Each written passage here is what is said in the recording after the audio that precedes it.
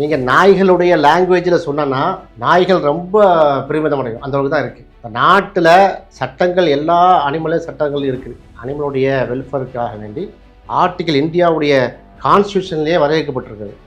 ஆனால் நாய்க்கு மட்டும் இவ்வளோ பெரிய முக்கியத்துவம்.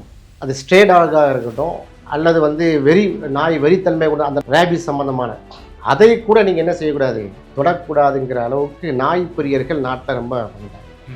நமக்கு நாய்களை பிடிக்கும். நாய்க்கு நமக்கு எந்த வாய்க்க வரப்பு சண்டை இல்லை. டெல்லியில் கேபிட்டல் சிட்டி ஆஃப் இந்தியா.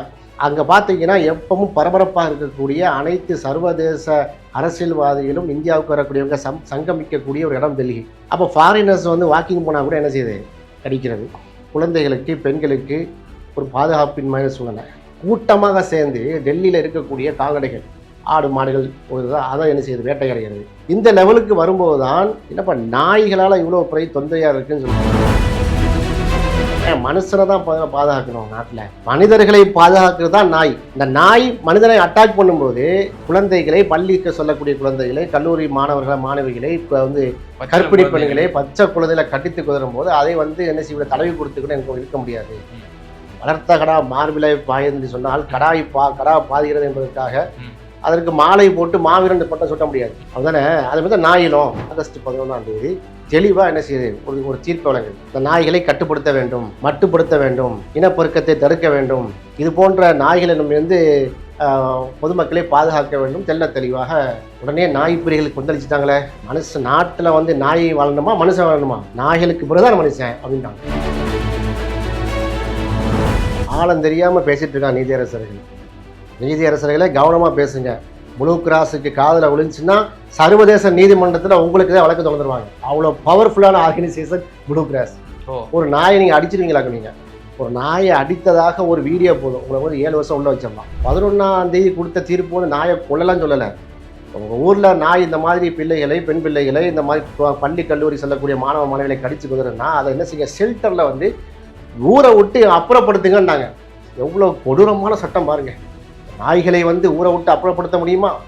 நாய் citizen of that particular town இல்லையா? அது அனிமல் ஹஸ்பண்டரி அனிமல் போர்டுக்கு பயங்கர கோவம். எப்படிப்பா எங்கள் ஊர் நாயை இது பண்ணலாம்? எங்கள் ஊர் நாய்க்கு எங்கள் பாஷை தெரியும், எங்கள் மொழி தெரியும், எங்கள் கலாச்சாரம் தெரியும். அதை கொண்டு வேற எங்கே நீ மாட்டி இது பண்ணுவீங்களா? மனுஷன் கூட போகலாம், புலம்பறிந்த தொழிலாளர்களாக மனுஷன் போகலாம். ஆனால் நாய்க்கு எங்கள் பவுண்டரி தான். ஏதோ நாய்க்கு விசா கொடுத்து வைத்த மாதிரியும் நாய்க்குள்ள என்ன மாதிரியான அறிவு பாருங்க. உடனே என்ன செய்யுது, என்னடா இவனு எங்கேருந்துடா இவனா நீங்கள் வந்தீங்க? நீங்கள்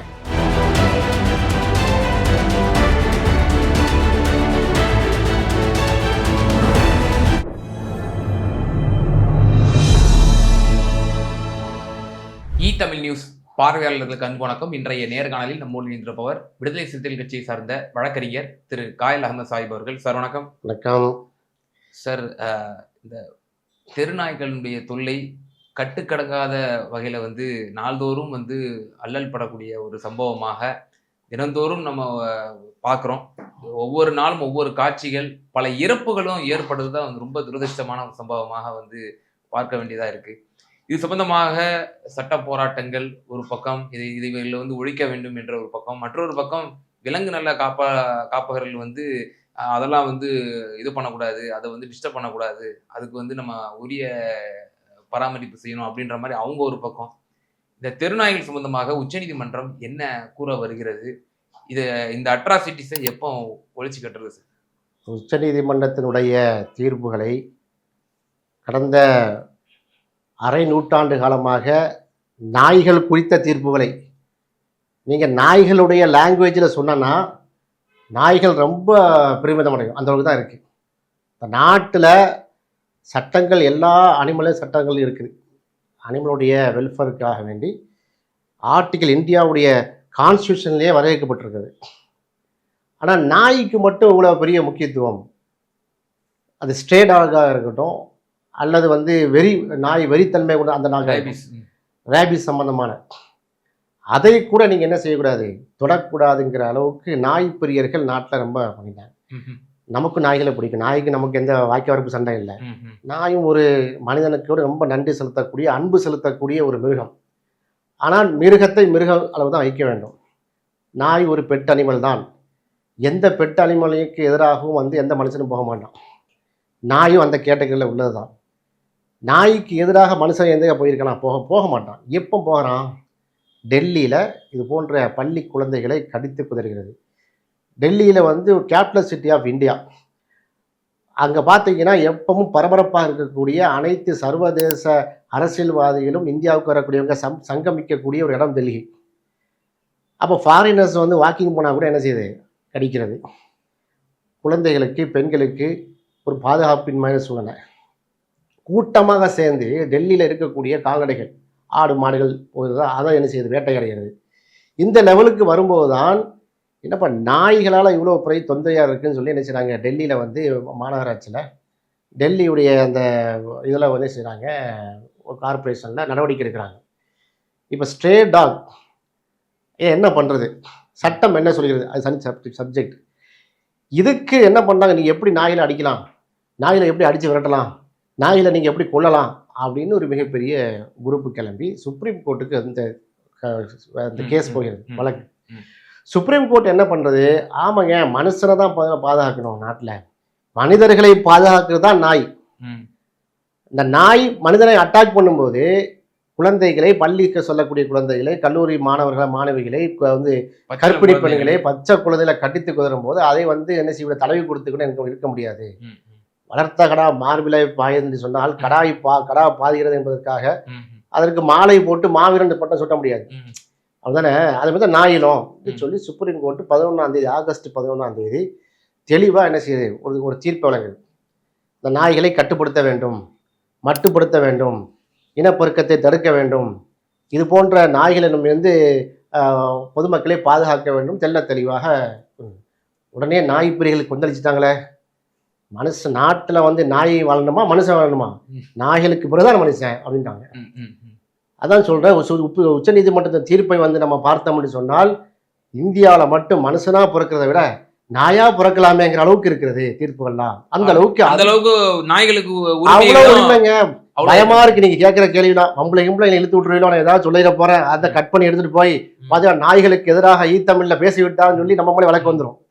கவனமா பேசுங்க, கவனமா கேள்வி. உச்சநீதிமன்ற நீதியரசர்கள் ஹியரிங் போதே கடுமையா சாடுறாங்கல்ல. யாரும் நாய்க்காக வாதிட வர்றாங்களோ, இப்படி வந்து பச்சிளம் குழந்தைய வந்து கவ்வுது, இப்படி வந்து பலரும் வந்து ரேபிஸால பாதிக்கப்பட்டு வளர்ப்பு நாயாலேயே வந்து இறக்கக்கூடிய சம்பவங்கள்லாம் கூட நீதியரசர்களே சுட்டி காட்டுறாங்க. ஆழம் தெரியாம பேசிட்டு இருக்காங்க நீதியரசர்களே கவனமா பேசுங்க. ப்ளூ கிராஸுக்கு காதில் விழுந்துச்சுன்னா சர்வதேச நீதிமன்றத்தில் உங்களுக்கு தான் வழக்கு தொடர்ந்துருவாங்க. அவ்வளோ பவர்ஃபுல்லான ஆர்கனைசேஷன் ப்ளூ கிராஸ்.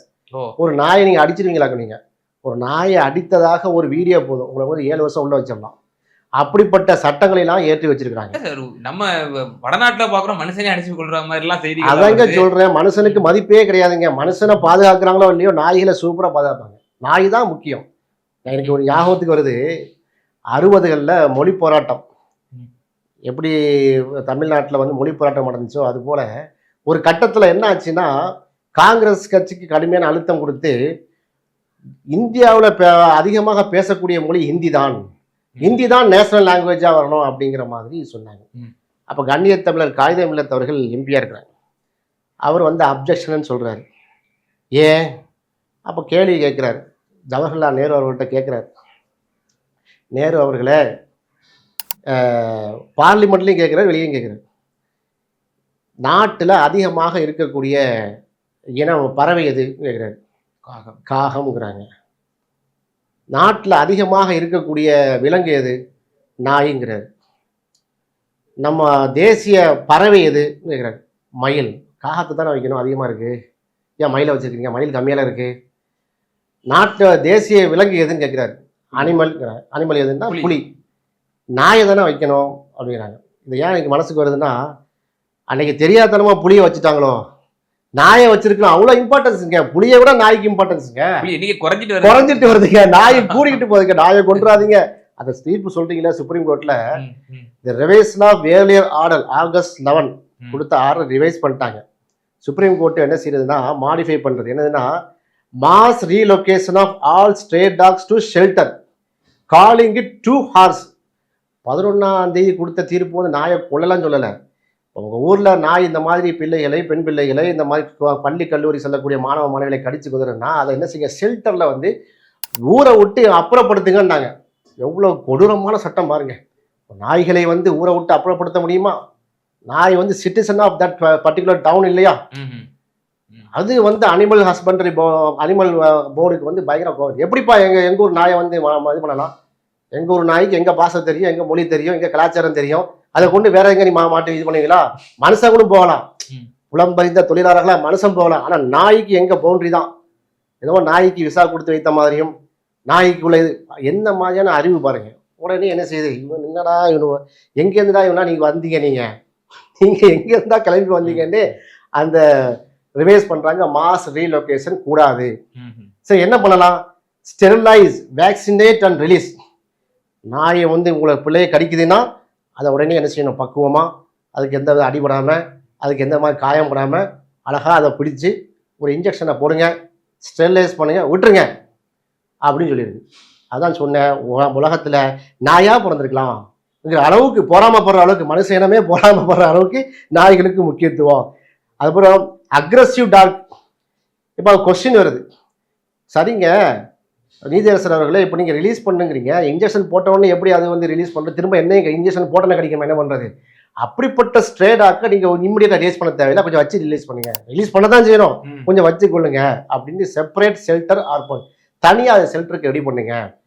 இப்படி வந்து ஃபீடிங் ஜோனு பண்ணணும், அப்புறம் யூனிஃபார்ம் நேஷனல் பாலிசி வகுக்கணும், இப்படி நிறைய சொல்லியிருக்கிறாங்க. அப்போ கடிக்க வருது, ஒரு சிறு குழந்தைய கடிக்குது, இல்லை நம்மளே கடிக்க வருது அப்படின்னா, இப்போ நம்ம கையில் கிடைக்கிறது ஏதாவது வச்சு அடிச்சு ஒருவேளை அது செத்துக்கிட்டு போச்சுன்னா அது அஃபென்ஸா?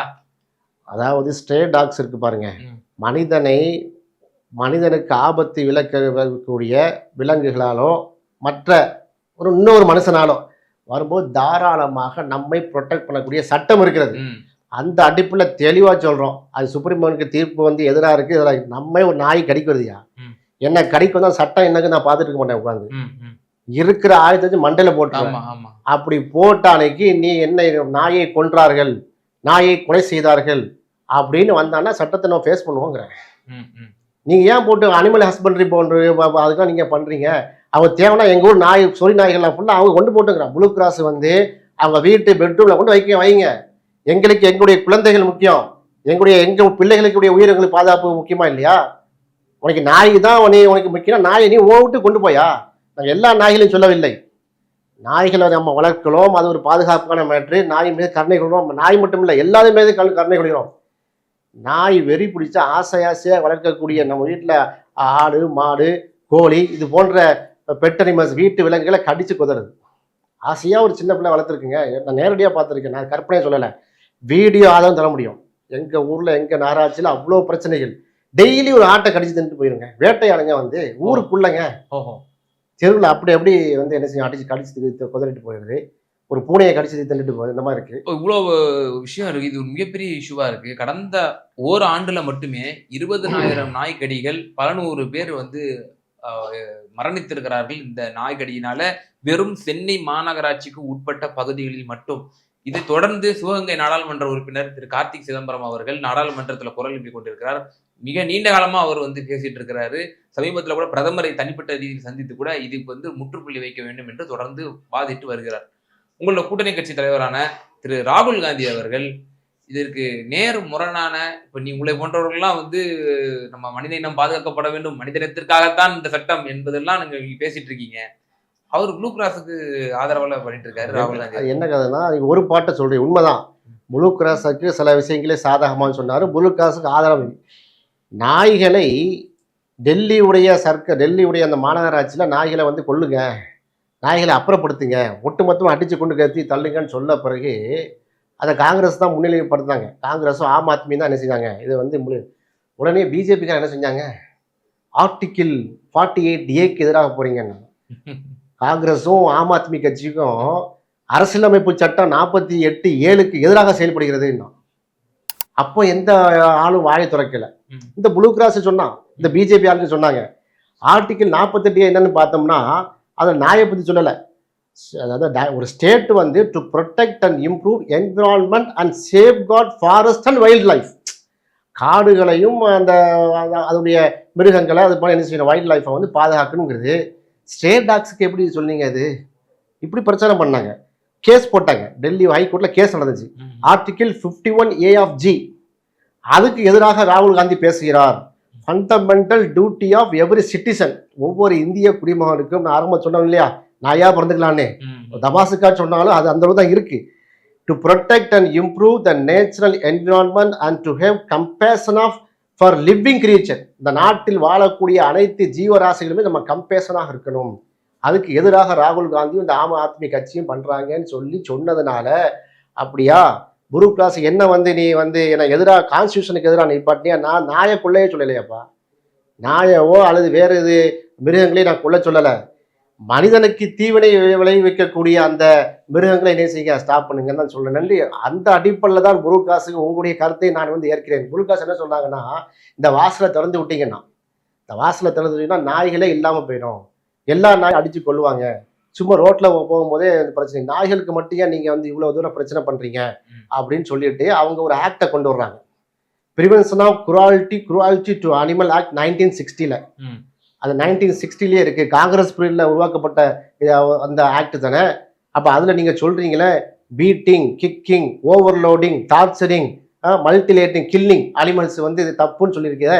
அது மட்டும் இல்லாமல் வந்து ஷெல்டர், அதாவது ஒரு நாய்களுக்கு வேக்சினேஷன் பண்ண மாட்டோம், ஷெல்டரில் வைக்க மாட்டோம் என்று சொல்லி வேற கருத்தை சொன்னால் அவனுக்கு ஃபைனு அப்படின்னு நீங்கள் தானேப்பா காங்கிரஸ் கவர்மெண்ட்ல தானேப்பா ஏற்றிருக்கீங்கிறாங்க. இப்படி மாற்றி பிடிக்கும்போது அவர் என்ன செய்வார், அவர் நன்மைக்காக சொல்கிறாரு, மக்களுக்கு வந்து தீங்கு விளைவிக்கக்கூடாதுன்னு சொல்கிறாரு. இப்போ நீங்களே கேட்குறீங்க இல்லையா, என்னங்க உங்கள் கூட்டணி கட்சி தலைவர் ராகுல் காந்தி ப்ளூ கிராஸ் சப்போர்ட் பண்ணுறாருங்கிற. ப்ளூ கிராஸுக்கு எவனா சப்போர்ட் பண்ணுவானா? அப்போ ராகுல் காந்தி பண்ணுறான்னா நீ என்ன தொடர்ச்சியாக சொல்லிக்கிட்டே இருக்கிறோம், நீ கேட்க மாட்டேங்க. இப்போ என்ன நான் சொல்கிறோம் இல்லையா, ப்ளூ கிராஸ் வீட்டில் கொண்டு அடைக்க நாயண்டே, இப்படி நாட்டு மக்கள்லாம் சொல்லட்டுங்கிறதுக்காக சொல்லியிருப்பாரு. ப்ளூ கிராஸ் மட்டுமா, இந்த பாருங்க அவங்க வந்து என்ன சொல்கிறாங்கன்னா, அந்த நாய்களுக்காக வேண்டி அவங்க ஆரம்பித்த அமைப்புகள் என்ஜிஓ பார்த்தீங்கன்னா எக்கச்சக்கமான என்ஜிஓ. அந்த நாய்களை ப்ரொடெக்ட் பண்ணுறதுக்காக ராகுல் காந்தியை சுற்றிட்டாங்க. காங்கிரஸுக்கும் ஆம் ஆத்மி அந்த டெல்லியோட மேட்டரில் வந்து என்னென்ன என்ஜிஓலாம் வந்து குரல் கொடுத்தாங்க தெரியுமா?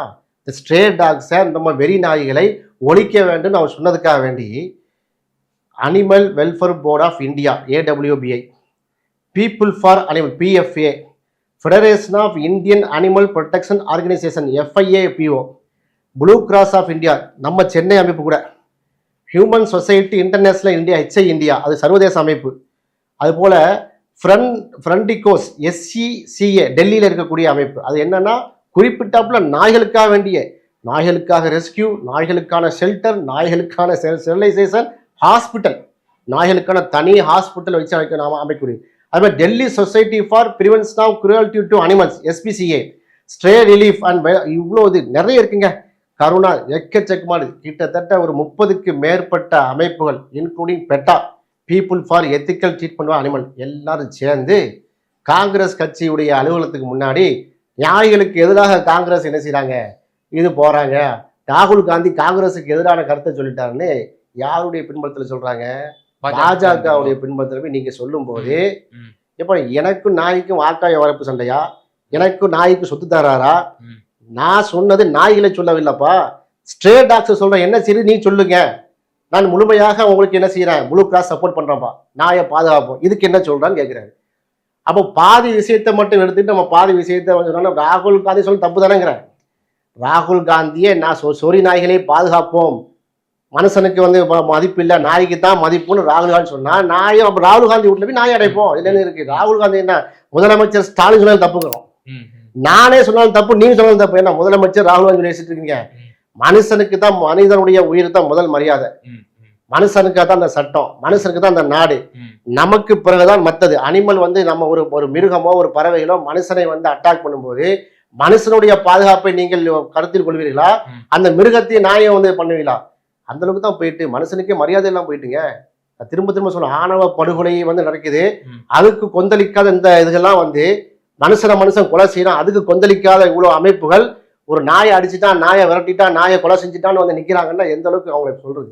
உங்க நிறைவான கருத்தை பதிவு செய்யுங்க. இப்போ கட்டுக்கடக்காத இந்த நாய்களுடைய தொல்லைகள், நாயினால் ஏற்படக்கூடிய இந்த மரணங்கள், வளர்ப்பு நாயிலாலே ஏற்படக்கூடிய இந்த மரணங்கள், இவைகளுக்கெல்லாம் தீர்வு காணப்படுவது எப்படி? நிறைவான கருத்து. ஆக்சுவலாக இதை பற்றி நாங்கள் வந்து நிறைய தடவை ஸ்டேஜ் ப்ரொட்டஸ்ட் பண்ணியிருக்கிறோம். ஒவ்வொரு முறையும் நாய்களிடமிருந்து, வெறி நாய் கடிகளிலிருந்து மனிதர்களை பாதுகாருங்கள், ரேபிஸ் உடைய கவுண்ட் வந்து 100% பார்த்தீங்கன்னா டெத்துடைய அந்த ரேட்டுக்கு இருக்குது. அதாவது அந்த ட்ரீட்மெண்ட் நீங்கள் ஸ்டார்ட் பண்ணலைன்னு சொன்னால் அந்த ரேபிஸ் நோய்க்கு ப்ரிவென்ட் பண்ண முடியும். ஆனால் அதை வந்து அந்த ரேபிஸ் உடைய அந்த வைரஸை வந்து ஸ்டார்ட் பண்ணிடக்கூடாது. அந்த ஒர்க்கை ஸ்டார்ட் பண்ணதுக்கு முன்னாடி நம்ம செய்யணும். அதை நீங்கள் செய்யவில்லை என்று சொன்னால் வேர்ல்டு ஹெல்த் ஆர்கனைசேஷனுடைய ரிப்போர்ட் படி 100% வந்து அந்த டெத் சான்ஸ் அந்த சம்பந்தப்பட்ட அந்த நோயாளி வந்து மரணமாவதற்கு 100% வாய்ப்புள்ள நோய் இது. எய்ட்ஸுக்கு நிகராது. எய்ட்ஸாவது அப்படி இழுத்து நின்று கொள்ளும். ஆனால் இது அப்படி ஹார்ட் அட்டாக் மாதிரி. அட்டாக்ல பார்த்தீங்கன்னா கார்டியாக் அரெஸ்ட் ஒன்று இருக்கு. சடனாக அரெஸ்ட் ஆகிட்டா முடிஞ்சு போச்சு. அதே மாதிரி பார்த்தீங்கன்னா மல்டி ஃபங்க்ஷன் டிஸார்டர்னு ஒன்று இருக்குது. கிட்னி லிவர் எல்லாம் அப்படி ஷட் டவுன் ஆகுது. அது இம்மிடியட்டாக நம்ம வந்து என்ன செஞ்சிடும், பெரிய அளவுக்கு நம்ம ரெஸ்கியூ பண்ணுறது ரொம்ப கஷ்டம். அதே மாதிரி ரேபிஸுக்கு நீங்கள் ஒழுங்கான ட்ரீட்மெண்ட் எடுக்கவில்லை என்று சொன்னால் 100% சான்ஸ் வரக்கூடிய மரணம் வரக்கூடிய சான்ஸ் உள்ள நோய். அந்த நோய் வந்து நாயால் பரவுகிறது. அந்த ஸ்ட்ரே டாக்ஸ், வெறி நாய்கள், சொறி நாய் கடியிலிருந்து மனிதரை பாதுகாக்க வேண்டும் என்று சொன்னால் நாங்கள் சுப்ரீம் கோர்ட்டு தீர்ப்பு என்ன சொல்லிச்சு, ஹைகோர்ட்டு தீர்ப்பு என்ன சொல்லிச்சு, லோக்கலில் இருக்கக்கூடிய போலீஸ் இன்ஸ்பெக்டர் கோச்சு வேணால் பார்க்க முடியாது. என்னை கடிக்கிறமோ திருப்பி அடிப்பையா, அடித்து செத்தா சாப்பிட்டேன் நாய், அதை வந்து மாநகராட்சி எடுத்துகிட்டு போகணும். என் பிள்ளைகளை என்ன நான் பாதுகாக்கணும், அதுக்கு சட்டம் இருக்குது. அப்படி வரும்போது நீங்கள் என்ன செய்யணும்னா உங்களுடைய செல்ஃப் டிஃபென்ஸை தாராளமாக பயன்படுத்துங்கள். தெளிவாக உறுதியாக ஓப்பனாக சொல்கிறோம். நாய்கள் மேலே அன்பு செலுத்துகிறோம். சொறி நாய்கள் வெறி நாய் வரும்போது அதுக்கு பகுத்தறிவு கிடையாதுங்க.